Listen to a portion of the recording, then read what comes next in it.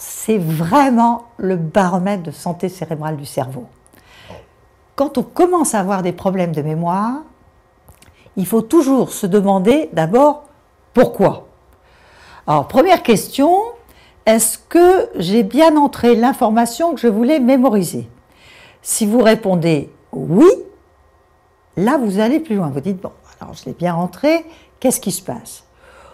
Bien évidemment, on a le droit à oublier quelque chose. Nous ne sommes pas des super-hommes et des super-femmes.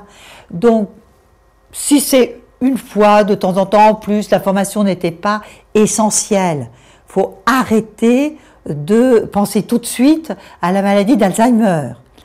Mais si vos oublis se réitèrent souvent et vous gênent vraiment dans la vie au quotidien, là, il faut vraiment consulter.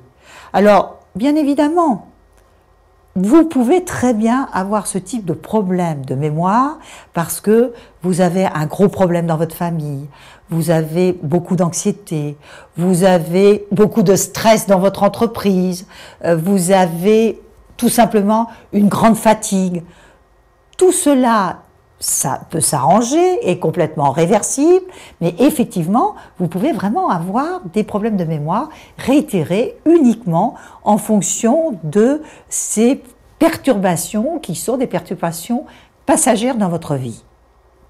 Si maintenant, vous vous dites non, je ne suis pas extraordinairement fatigué, non, je n'ai pas de problème particulier, non, je n'ai pas de stress particulier, mais vraiment, vous oubliez beaucoup de choses.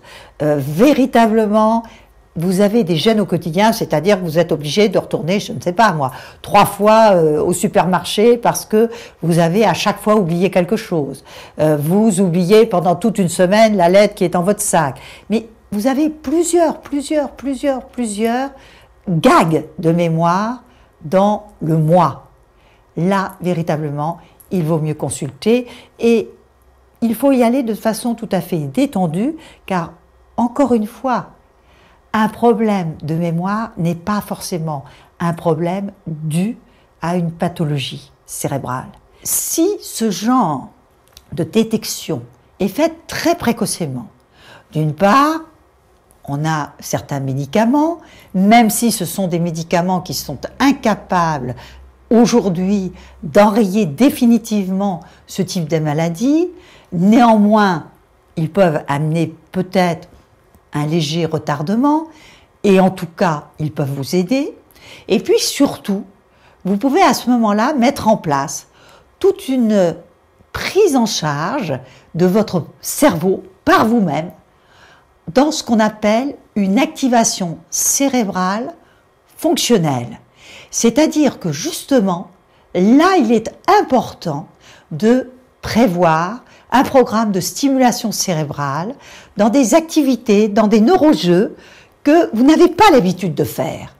Car si vous les faites, vous allez aller ouvrir d'autres réseaux neuronaux et vous allez quelque part étendre votre réponse cérébrale.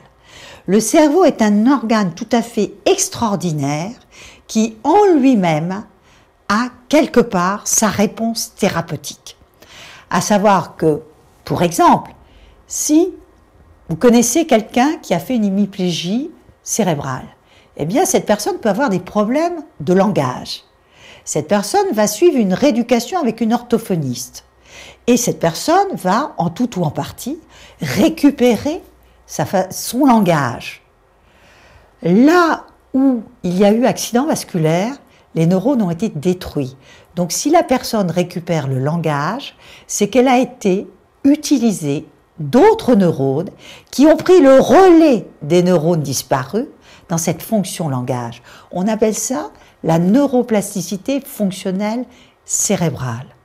Or, aujourd'hui, les chercheurs comme moi ont montré et ont publié que les gens, en fait, les personnes, en fait, n'utilisent que 50% de ce grand axe routier qu'est notre cerveau. Alors, dans ces cas-là, quand vraiment vous commencez une maladie cérébrale, il faut surtout pas se désespérer, mais il faut agir. Il faut agir pour récupérer ces 50% qui sont à votre disposition et qui vont vous permettre de vivre et de vivre autonome plus longtemps, même avec la maladie. Ça, c'est tout à fait un autre concept. On peut vivre avec ce type de maladie aussi.